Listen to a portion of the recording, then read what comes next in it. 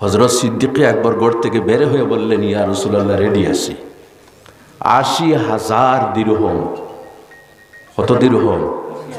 আল্লাহু আকবার। ৮০,০০০, for example টাকা বলি, ৮০,০০০ টাকা সঙ্গে নিয়ে বের হলেন নবীজির খেদমতের জন্য। সুবহানাল্লাহ। ত্যাগ স্বীকার দেখুন আমার ভাইরা। জি, দ্বীন ইসলামের স্বার্থে এইভাবে খরচ করার মতো মানুষ পৃথিবীতে আছে?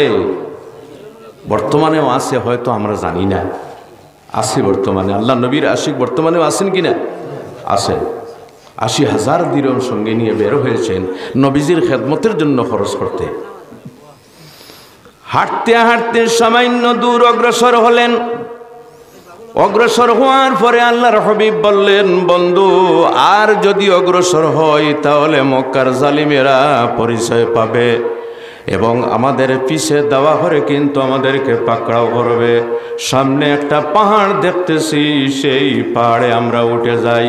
আমার ভাইয়েরা, এই পাহাড়টি হলো জবলে সুর। পাহাড়টির নাম কি? জোরে বলুন।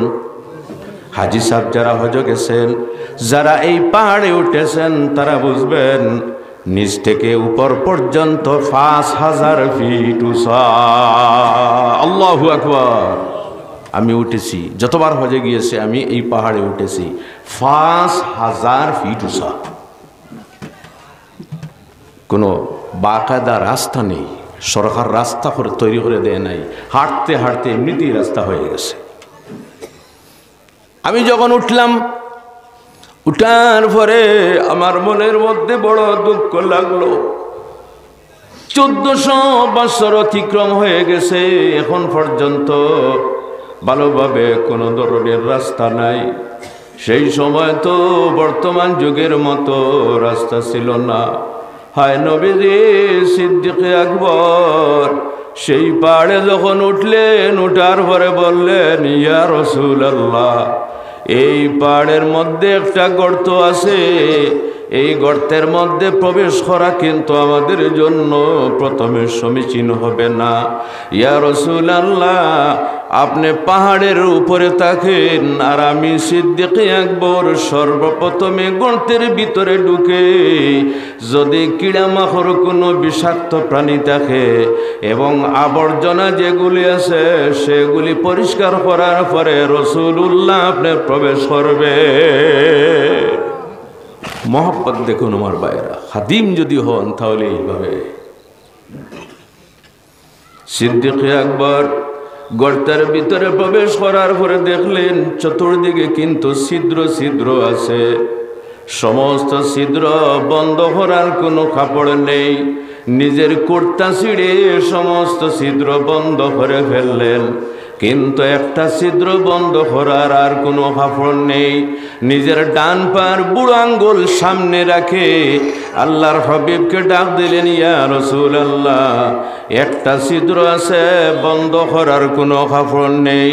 আমার ডান পার বুড়ো আঙ্গুল দিয়ে সেই ছিদ্রটার মুখে আমি পা রেখে দিয়েছি। ইয়া রাসূলুল্লাহ, এখন আপনি গর্তের ভিতরে প্রবেশ করতে পারেন, তবে ডাইরেক্টলি প্রবেশ করতে পারবেন না। আমার হাতের উপর আপনার পাও মোবারক রাখিয়া গর্তে প্রবেশ করো। আল্লাহ নবী হযরত সিদ্দিক আকবরের হাতের উপর পা রাখিয়া যখন গর্তের মধ্যে প্রবেশ করলেন, হযরত সিদ্দিক আকবর বললেন, আয় আল্লাহ, আমার জীবনের আশা পূর্ণ হয়ে গেছে। জুড়ে বলুন সুবহানাল্লাহ। আয় আল্লাহ, আমার জীবনের আশা পূর্ণ হয়ে গেছে। আয় আল্লাহ, আমার ভালো জানা আছে নবীজির পা মোবারক, নবীজির শরীর মোবারক যার শরীরের সঙ্গে লেগে গেছে, সেই শরীরের জন্য আল্লাহ দুজখের আগুন হারাম করে দেন। আজকে আমি সাকসেসফুল, আজকে আমি সফল কাম হয়ে গেছি। নবীজির পা মোবারক আমার হাতের উপর লেগেছে। গর্তে প্রবেশ করে।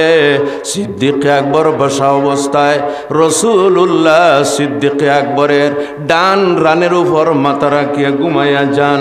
সামান্য পরে সিদ্দিক আকবরের দুই চোখ থেকে পানি পড়া আরম্ভ হয়ে গেছে। আল্লাহর হাবিবের গাল মোবারকে যখন পানি পড়ল, আল্লাহর নবী জিজ্ঞাসা করেন, বন্ধু তুমি কি কারণে ক্রন্দন করতেছ?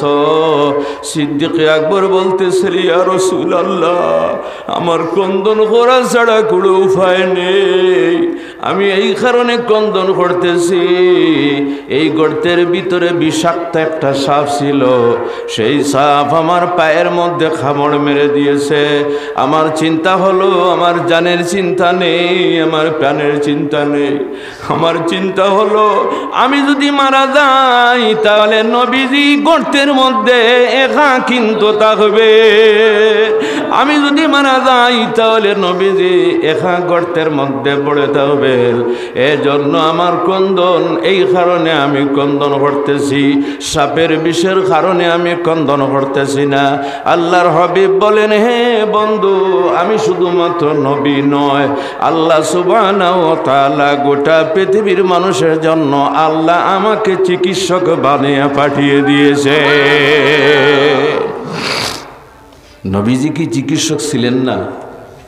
জি, আপনার উত্তর দেন, কি চিকিৎসক ছিলেন না? শারীরিক এবং আত্মিক চিকিৎসক ছিলেন। সুবহানাল্লাহ। যে বর্তমান যুগের ডাক্তার যারা আছে, যদি রোগ কমে না তাহলে প্রেসক্রিপশন কিন্তু চেঞ্জ হইবে, হয় কি না? আপনি এখন যদি যান, যাওয়ার পরে যদি বলেন আমার এই বেদনা সেই বেদনা, ওষুধ লিখে দেবে। 15 দিন পরে যদি কমে না তাহলে আবার ওষুধ। জি, এরপরে যদি কমে না তাহলে সোনোগ্রাফি, ইন্ডোস্কোপি, বঙ্গোস্কোপি। জি, কত ধরনের টেস্ট আছে, ঠিক কিনা? কিন্তু দেখুন আমার ভাইয়েরা, নবীজির এক প্রেসক্রিপশন, আর কোনো কিছু নেই। একজন সাহাবীর দস্ত আরম্ভ হয়ে গেছে। কি আরম্ভ হয়েছে? দস্ত। তিনি গেলেন, ওনার ভাই গিয়ে বললেন, ইয়া রাসূলুল্লাহ, আমার ভাইয়ের দস্ত আরম্ভ হয়ে গেছে, মেডিসিন দেন। নবীজি বললেন, তোমার ভাইকে তুমি মৌ খাওয়াও। কি খাওয়াও? এই যে দস্তের সময় যদি মৌ খাওয়ানো হয় তাহলে অবস্থা কি হইবে আপনারা বুঝছেন তো? জি, বাড়বো না কমবে? জুড়ে বলেন না।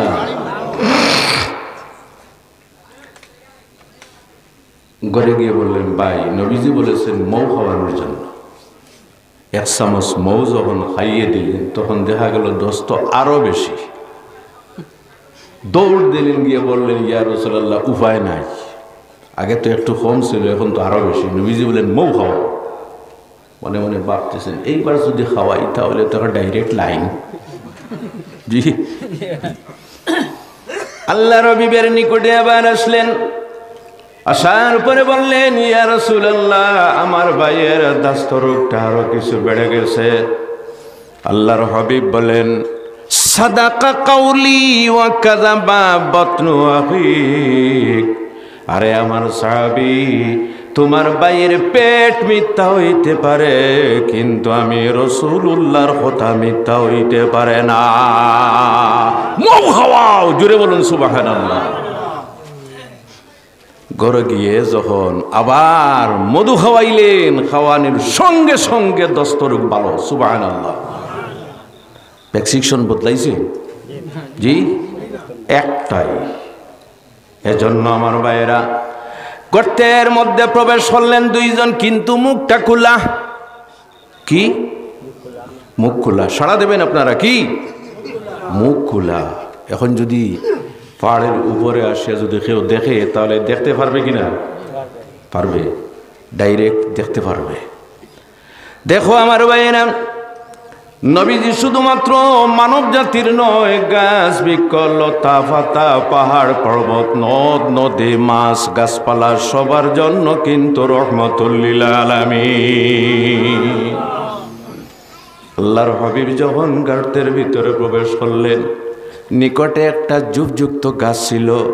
সেই গাছ বলতেছে, হায় নবীজি এই গর্তের ভিতরে জীবনে কোনোদিন নবীজির খেদমতের সুযোগ পাবো না। আজকে আমি সামান্য সুযোগ পেয়েছি, আল্লাহ যদি সুযোগ দেন তাহলে আমি সরাসরি জড় সহ নবীজির গর্তের মুখের উপর খাড়া হয়ে যাব।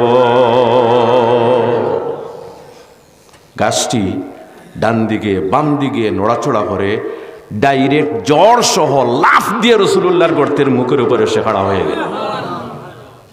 বুঝতে পারলাম গাছও চিনে নবীজিকে, ঠিকই না আমার ভাই? গাছ যখন গর্তের উপর খাড়া হয়ে গেল, নিকটে ছিল একটা মাকড়সা। মাকড়সা বলতেছে, হায় রে, আজকে নবীজি গর্তের ভিতরে প্রবেশ করেছেন, তবু কিন্তু দেখা যায় মাঝে মধ্যে কিন্তু ফাঁক জায়গা আছে, নবীজিকে দুশ্মনরা দেখে ফেলবে। তাই আমি একটা কাজ করতে পারি, নবীজির মহব্বতের পরিচয় দিয়ে আমি এই গাছের উপর জাল বনিয়ে দিতে পারি। মাকড়সা গাছের উপর কি করলো? জাল বনিয়ে দিয়ে দিল। নিকটে ছিল কবুতরের এক জোড়া। এই কবুতরের জোড়াটি চিন্তা করলো, নবীজি গর্তের ভিতরে মাকড়ের জাল যদি ছিঁড়ে যায় তাহলে তারা দেখতে পাবে নবীজিকে। তাই আমাদের মধ্যে কিছু ক্ষমতা আছে, এই ক্ষমতাটি হলো আমরা মাকড়ের জালের উপর ডিম পেড়ে দেই। কবুতর এই মাকড়ের জালের উপর কি হলো? ডিম ফাড়িয়ে দিল। সুবহানাল্লাহ। বুঝতেছেন আপনারা? কোনো অসুবিধা হইতেছে না তো? মহব্বতের পরিচয়টা দিতেছি, আবু বাকি আছে আমার ভাইয়েরা। সামান্য পরে দুশ্মনের দল ওই পাহাড়ের চূড়ায় উঠে বলতেছে, একজন বলতেছে গাছে এই গর্তের ভিতরে আছেন, আপনারা এদিকে দেখবেন, একজন বলতেছেন যে গর্তের ভিতরে আছেন, আর একজন বলতেছেন দূর বেকুফ, গর্তের ভিতরে যদি কেউ প্রবেশ করে তাহলে মাকড়ের জালটা ঠিক থাকবে, কবুতরের ডিমটা ঠিক থাকবে, কখনো না, গর্তের ভিতরে নেই। সিদ্দিকে আকবর আল্লাহর হাবিবের খেদমতে নিবেদন করতেছেন, ইয়া রাসূলুল্লাহ, গর্তের ভিতর থেকে আমি কিন্তু তাদের পা দেখতেছি। আল্লাহর হাবিব বলেন, যাদের আয়াত জানা আছে আপনার আমার সঙ্গে পড়বেন। আল্লাহর হাবিব সান্ত্বনা দিলেন, লা তাহজান ইন্নাল্লাহা মা'ানা। হে বন্ধু, তুমি কোনো ধরনের চিন্তা করিও না, আমরা দুইজন নয়, আমাদের সঙ্গে আমাদের স্রষ্টা আল্লাহ সুবহানাহু ওয়া তাআলা আছে। সামান্য দৃষ্টির পড়ুন, আল্লাহুম্মা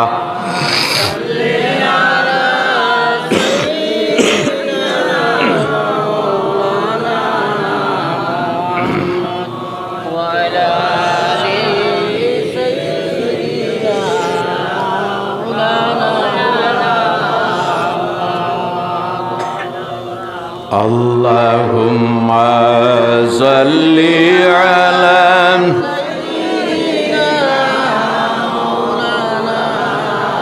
আরো জুড়ে ওয়া আলা আলি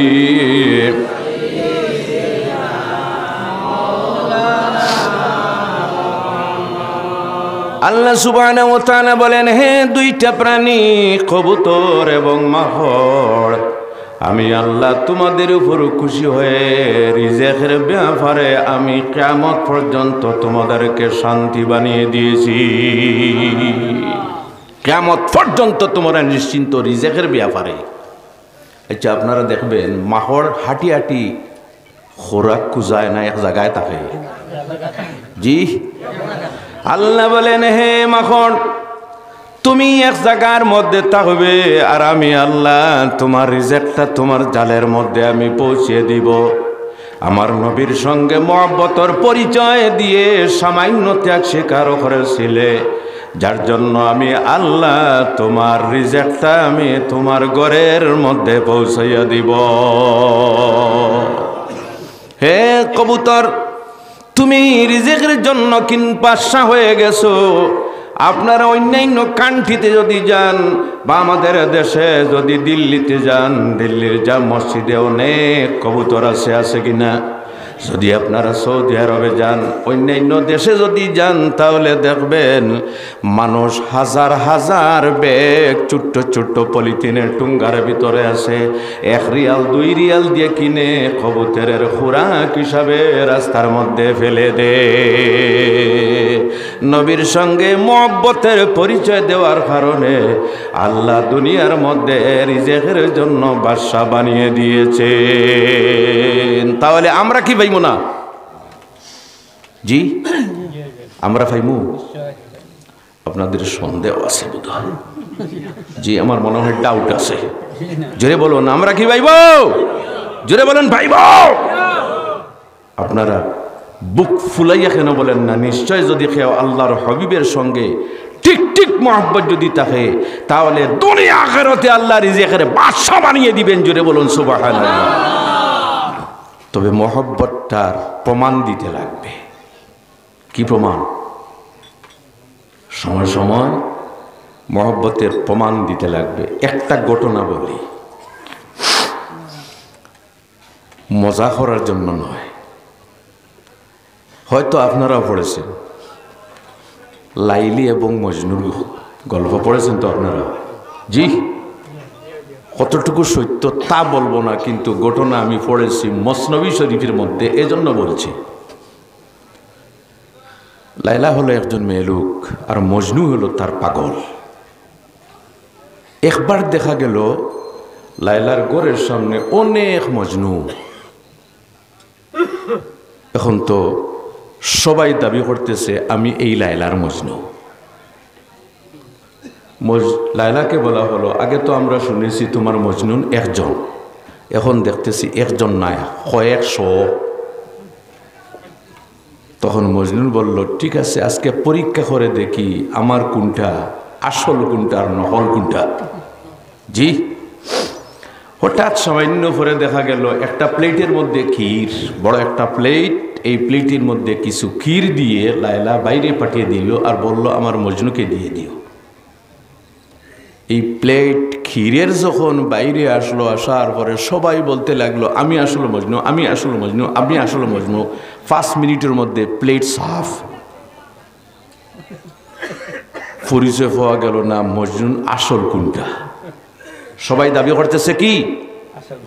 মজনুন। জোরে বলুন, সবাই দাবি করতেছে কি? মজনুন।